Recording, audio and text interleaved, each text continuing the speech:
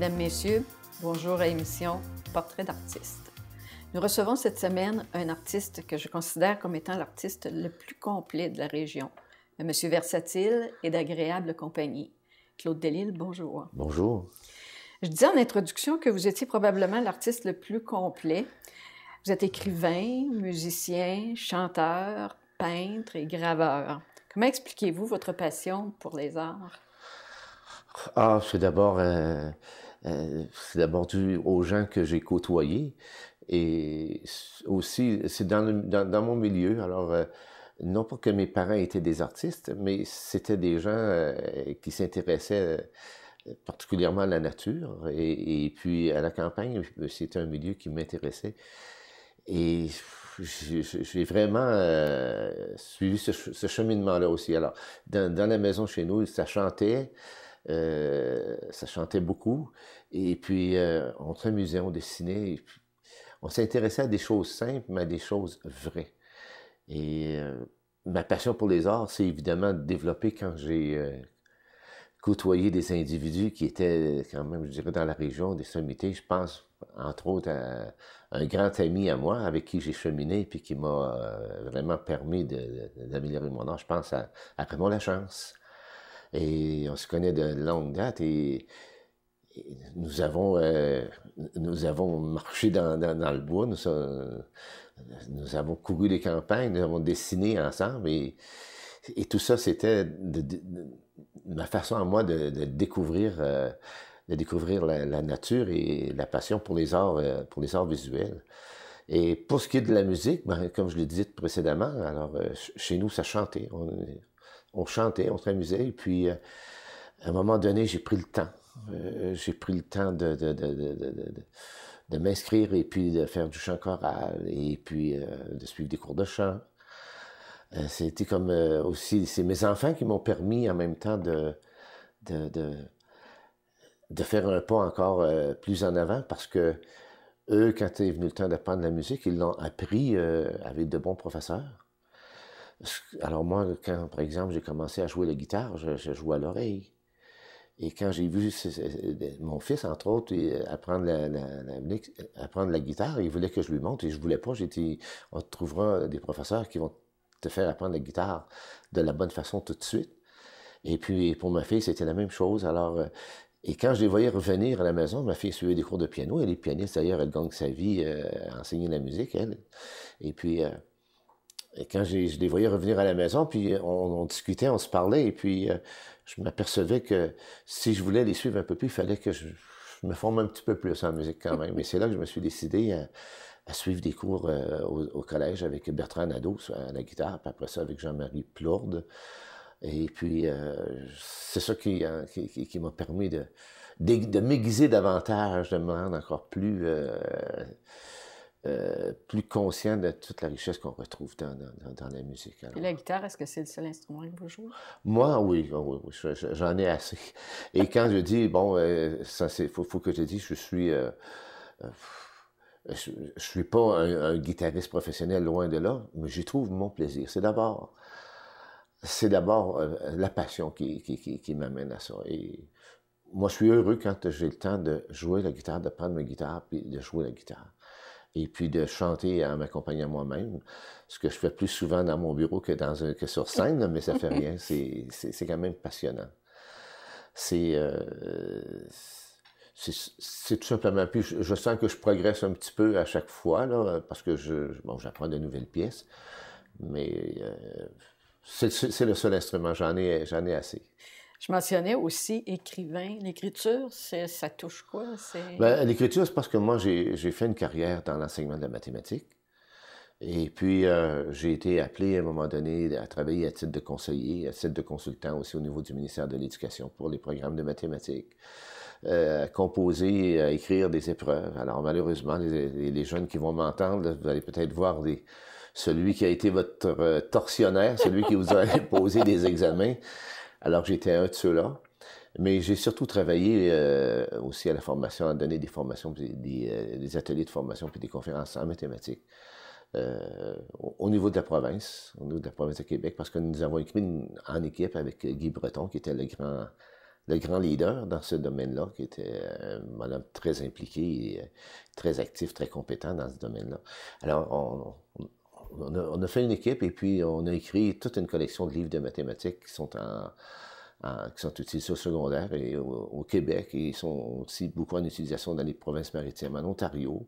Ça m'a même amené jusqu'à Genève, parce que je suis allé donner des ateliers de formation aux enseignants là-bas qui trouvaient le matériel que nous avions écrit qui était magnifique. Puis d'ailleurs, il a été traduit en anglais, toute la collection, alors ce qui veut dire 14 tomes de livres de mathématiques, avec 14 aussi, les 14 tomes qui accompagnent, les guides pédagogiques qui accompagnent ces manuels-là. Et c'est un travail vraiment nouveau. Ça n'a pas été du repiquage dans d'autres manuels ou des traductions. C'est vraiment des manuels qui ont été pensés par des Québécois. Puis en tout cas, notre intention, c'était d'améliorer la formation des jeunes en mathématiques. Alors, c'est à ce titre-là que j'ai travaillé comme auteur. Alors, l'écrivain, c'est peut-être entre guillemets, il faudrait peut-être dire plus à titre d'auteur de manuel de mathématiques. Okay. Mais il y a évidemment beaucoup de textes et quand même beaucoup de littérature à l'intérieur de ça.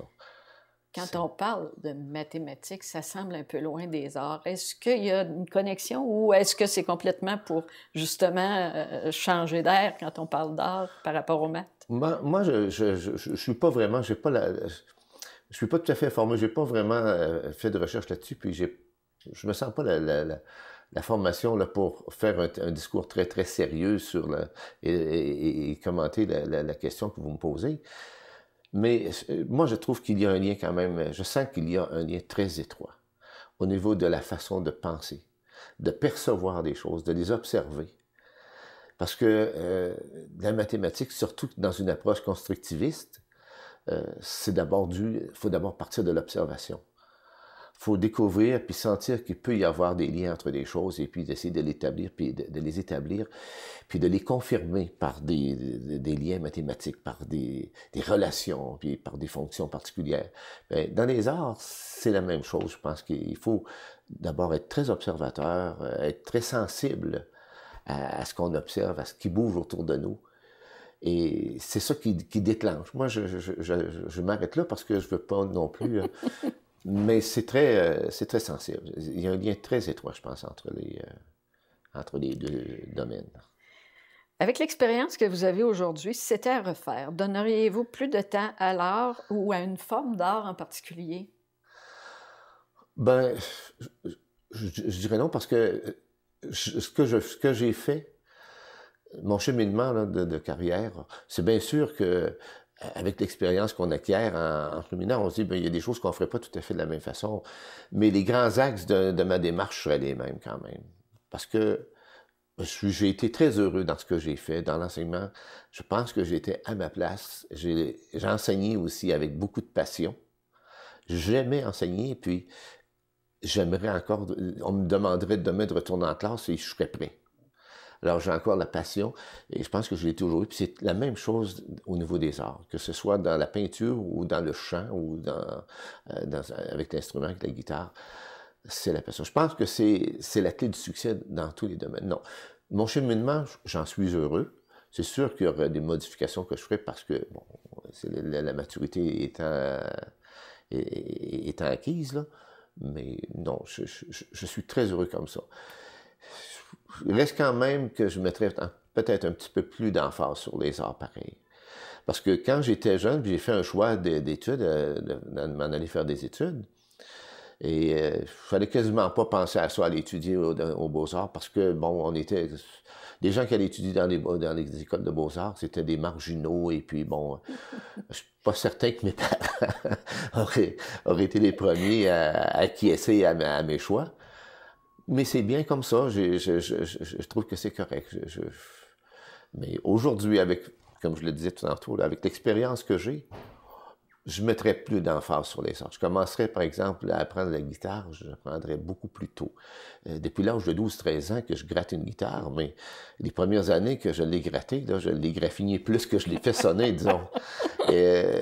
Non, c'est parce que j'apprendrais tout de suite comme il faut, pour pas développer de mauvaises habitudes puis de mauvaises techniques qu'on doit, après ça, dont on doit se départir à un moment donné si on veut suivre des cours puis avancer. Mais mon cheminement, non, j'ai été heureux comme ça, puis je ne regrette rien, non. Si on recule de quelques années, on sentait dans vos tableaux un petit peu l'influence de celui qui a formé tant de peintres dans la région. On parle de Raymond Lachance, vous en avez parlé tout à l'heure. Oui. Je crois savoir que vous avez eu une relation privilégiée avec ce dernier. Pouvez-vous élaborer un petit peu plus? Parlez-nous de votre expérience avec lui. Ah Raymond Lachance, c'était d'abord, on était dans la même paroisse. Et je me souviens quand j'étais tout jeune, j'allais à l'Académie Saint-Maurice, c'était à l'école primaire, et Raymond, il demeurait juste à côté de l'école. Alors, et puis son frère, Léon, qui est peintre aussi, c'était le grand ami de mon frère Jean. Alors, on se côtoyait beaucoup, beaucoup, beaucoup. Et puis, Raymond, évidemment, c'est un musicien aussi, c'est un musicien assez important, un bon musicien. Et on se rencontrait, on parlait de musique, et puis on parlait de musique, et puis à un moment donné, on parlait surtout de nature, et il était aussi mordu de la nature que moi, je peux l'être. Alors, on allait marcher dans le bois ensemble, puis on observait. C'était au début, c'était une relation d'amitié. C'était une relation d'amitié parce que moi, Raymond, je le connais de longue date et puis j'ai pas commencé à un moment donné, j'ai pas connu Raymond en ouvrant la porte d'une classe de cours et dire bonsoir monsieur, je viens suivre des cours. Non, on se connaissait depuis plusieurs années, tout à fait, on se côtoyait et on parlait souvent. Puis à un moment donné, même que j'hésitais un peu à aller suivre des cours de Raymond au début parce que je le sentais tellement en avance. Je me disais, j'étais un petit peu complexé, là. Je me disais, il me semble qu'il va me trouver bon. Et au contraire, ça a été une personne qui m'a permis de cheminer, puis qui m'a pas tenu la main, surtout. C'est ça qui est intéressant. Respecter mon cheminement. Mais il insistait, c'était plus au niveau de la philosophie des arts au départ. De dire, être un artiste, c'est quoi? Peindre, qu'est-ce que c'est? Et ça, j'ai pas eu de misère à me convaincre parce que, inconsciemment, c'était cette façon-là de voir les arts que je partageais avec lui, dans le fond. Parce que on a discuté, effectivement, peindre, qu'est-ce que c'est? Alors, c'est pas copier des images, puis des cartes de Noël, puis bon, c'est pas ça. Et le cheminement s'est fait, puis à un moment donné, j'ai suivi des cours, puis il m'a donné de la technique aussi, puis il me laissait aller. Puis après ça, il me disait, ben, ta composition, bon, il y a pas des choses que, si j'étais à ta place, je ferais telle chose. On pourrait corriger telle chose au niveau, par exemple, des valeurs, et ainsi de suite. Et ce sur quoi il insistait beaucoup aussi, c'était sur les valeurs. Et c'est tellement important pour aller chercher la perspective atmosphérique. Parce que il nous faisait bien comprendre ça. Puis moi, j'avais une formation, avant de faire mes études à l'université, j'avais une formation, j'étais dessinateur industriel. Alors, la perspective géométrique n'avait pas beaucoup de secrets pour moi. Ça allait bien. Mais quand on prend un paysage dans lequel il n'y a pas une géométrie, par exemple, comme celle qu'on peut retrouver dans des bâtiments, parce que quand on a ces figures-là, on se défend facilement avec la perspective géométrique. Mais quand on peint un paysage dans lequel il n'y a pas de forme particulière, là.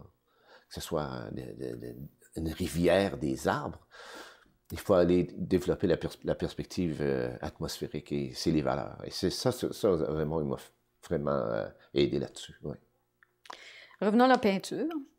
Vous semblez prendre un plaisir fou à vous exprimer à travers plusieurs médiums. Oui. Est-ce important pour vous d'explorer la matière? Oui. Oui. Moi, j'aime expérimenter. J'aime expérimenter beaucoup et je travaille beaucoup, beaucoup à l'aquarelle, qui est une technique qui est vraiment pas facile. Et puis, je travaille beaucoup à l'aquarelle, oui, puis je travaille aussi à l'huile beaucoup. Mais j'ai expérimenté aussi le pastel sec et le pastel gras, le pastel à l'huile que j'avais utilisé, je dirais, il y a une trentaine d'années, là. Puis que j'avais un peu relâché, mais je me suis réapproprié ce médium-là. Et je trouve ça extraordinaire de peindre au pastel à l'huile maintenant. Il y en a très peu qui le font, d'ailleurs. Alors, mais c'est une autre technique. C'est une autre technique, et puis je pense que l'expérience que j'ai eue avec les autres médiums, ça ne peut pas faire autrement que de nous servir dans l'utilisation d'un médium nouveau. Alors, j'aime beaucoup le pastel à l'huile. Puis, il y a eu aussi j'ai fait de la gravure, de la linogravure. Oui. Et ça, c'est fort intéressant, ça aussi. J'ai fait ça avec Raymond également, là. Et ça, c'est quelque chose qui n'est pas facile. Parce que là, on a fait ça en noir et blanc. Alors, c'est binaire, ça. C'est oui ou non, hein.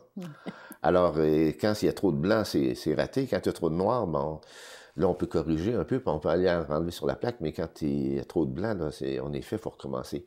Et il faut vraiment... Ça nous permet d'améliorer nos valeurs puis nos compositions, ça, la gravure. C'était une belle expérience, puis d'ailleurs, je me propose d'en faire d'autres gravures en noir et blanc. Et un autre médium que j'ai expérimenté, les crayons feutres. Ah. Peindre avec des crayons feutres, là, des crayons feutres spécialement conçus là, pour les artistes, là, qui ont une permanence au niveau de la couleur, au niveau de la pigmentation qui ne changera pas avec le temps puis avec la lumière, ces choses-là. Et ça aussi, moi je pense que je dis que l'aquarelle, c'est une technique difficile, mais le crayon feutre, c'est pire encore, c'est plus difficile. Parce que quand on se permet de faire un trait sur une feuille avec un crayon feutre, là, ben là, il faut vivre avec. Hein. Oui. Il faut vivre avec, oui. Les spécialistes ont un petit peu de difficulté à vous situer en matière de peinture. On vous a comparé à Bruno Côté avec une touche de Riopelle. Comment vous définissez-vous vous-même? Bon, moi, je suis un bonhomme qui est très impressionné par les impressionnistes. Alors, et peindre, pour moi, c'est... j'essaie, sans prétention, d'aller chercher d'abord le caractère des sujets que je travaille. Puis, je ne veux pas les faire comme si je faisais une photo. Alors, je vais en faire ressortir le caractère. Puis, je laisse à ceux qui observent mes tableaux, je leur laisse un peu de place pour le compléter. Alors, d'imaginer ce que ça peut être. Et vous me parliez de Riopelle, effectivement, que j'aime beaucoup, évidemment, que j'aime beaucoup. C'est probablement un peintre qui vous a un peu influencé. Ah, il m'a influencé beaucoup, effectivement, par ses compositions, puis par son audace. Son audace. Et ça, à un moment donné, j'ai réalisé qu'on pouvait progresser, en tout cas, dans mon cas, ça a été ça, progression, qu'on avance, quand on peut, à un moment donné, peindre, en se foutant un peu de ce que les autres pensent de ce que l'on fait. Parce que si on est toujours en train de se demander, est-ce que les autres aiment ce que je fais? On va toujours avoir le bras hésitant, puis on va toujours être un peu comme paralysé. Bon, alors, encore... On est moins soi-même aussi. Oui, on est même, c'est ça. Alors, il faut apprendre à dire les choses comme nous, on est capable de le dire. Comme nos sentiments, à partir des sentiments que nous éprouvons, et non pas des sentiments que les autres peuvent éprouver devant le sujet. Est-ce que je peins et dire, ben ça, je vais faire ça parce que probablement ça va plaire à un acheteur ou ça va plaire à quelqu'un? Moi, à mon avis, il ne faut vraiment pas faire ça. Je le fais, je m'exprime. Et peindre, c'est écrire, c'est dire. C'est communiquer, mais avec un langage qui est différent. Alors, au lieu de prendre une plume, on prend un pinceau, on prend une spatule, et puis on s'exprime. Alors, où je me situe? Bon, je suis un paysagiste, mais je vais avoir ma façon à moi de m'exprimer, puis c'est ça, je pense que ce dont je suis fier, c'est d'en être arrivé à faire les choses à ma façon, et je me dis, j'espère que les gens vont aimer, mais sinon, je ne veux pas changer juste pour dire que ça va plaire aux autres.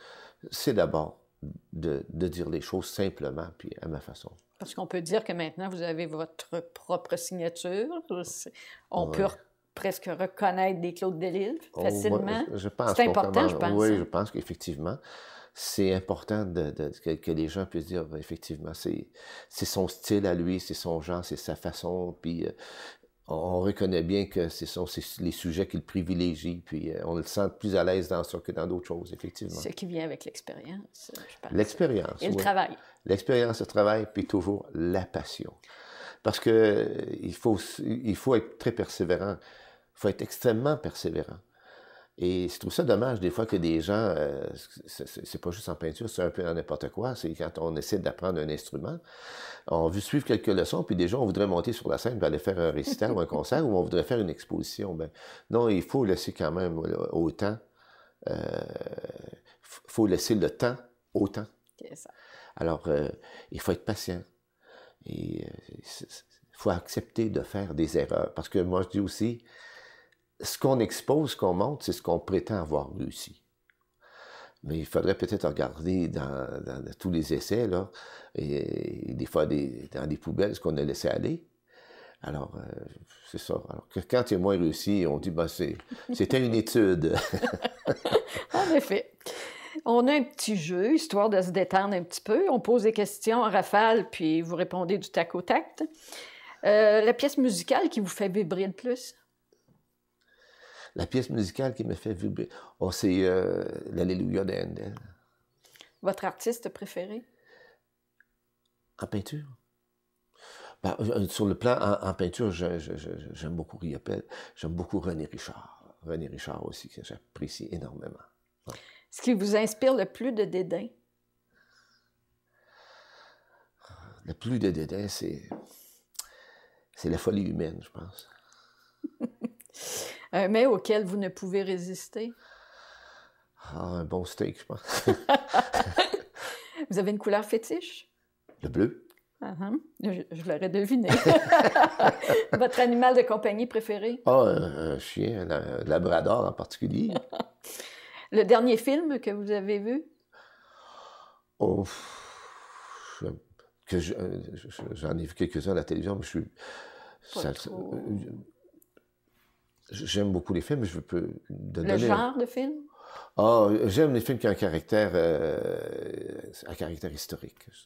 Okay. Le documentaire est historique, mais j'aime beaucoup, puis j'aime quand il y a une intrigue à travers.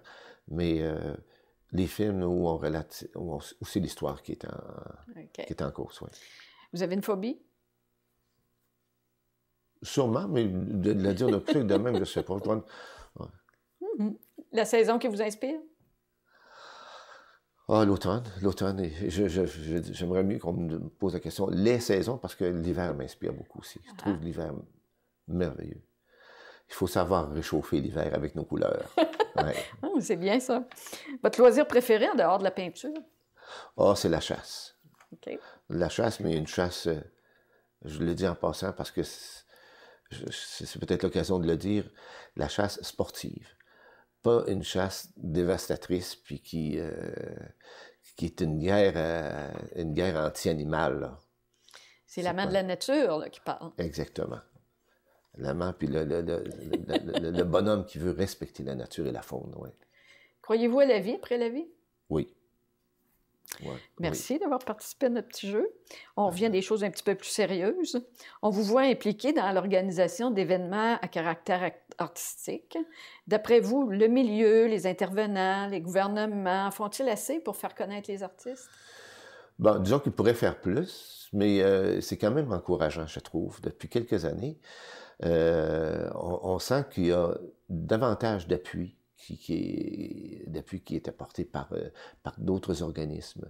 Et on prend conscience que dans une société, il existe une classe d'individus qui s'appelle des artistes. Et on a pris conscience de ça, puis on leur permet de s'exprimer, puis de montrer ce qu'ils font. Et il y a aussi, je dois reconnaître, je pense entre autres le symposium de peinture qui se tient par exemple à la ville des Têtes-Fermes. Bon, c'est bien l'implication de la ville dans le domaine, et puis je trouve aussi que les personnes qui travaillent dans ce symposium, là, je pense à Marie et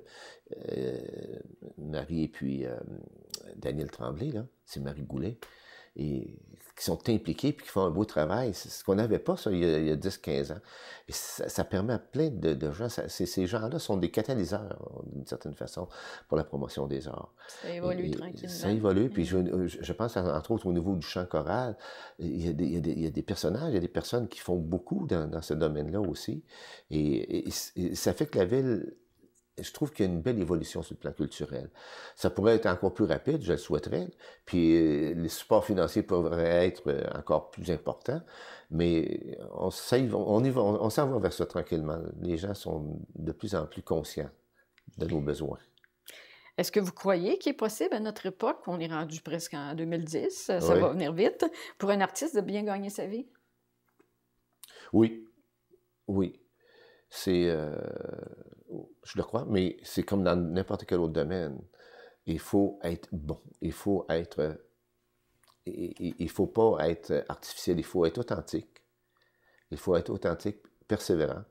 Et c'est comme dans les autres professions. À un moment donné, c'est une recette du travail, de la persévérance et de la passion.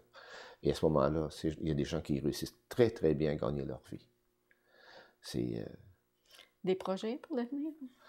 Ah, ben c'est de continuer ce que je fais là. C'est des projets, c'est de peindre davantage, puis de continuer toujours à chanter tant que je vais avoir du souffle, là.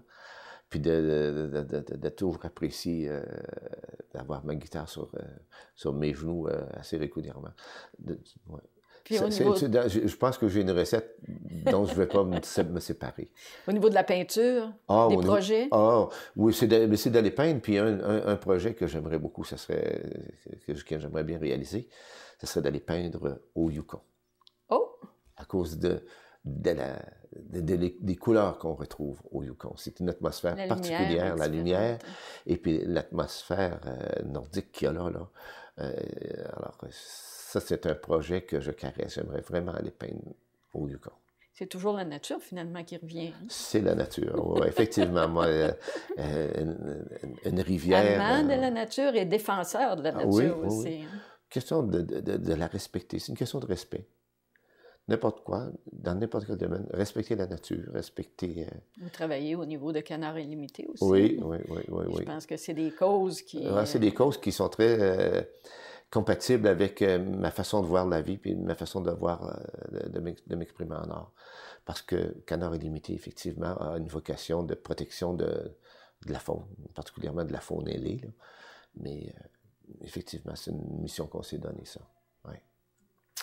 Claude Delisle, je vous remercie beaucoup d'avoir été des nôtres. Ah, ben ça m'a fait plaisir. Merci. Merci beaucoup. À la prochaine.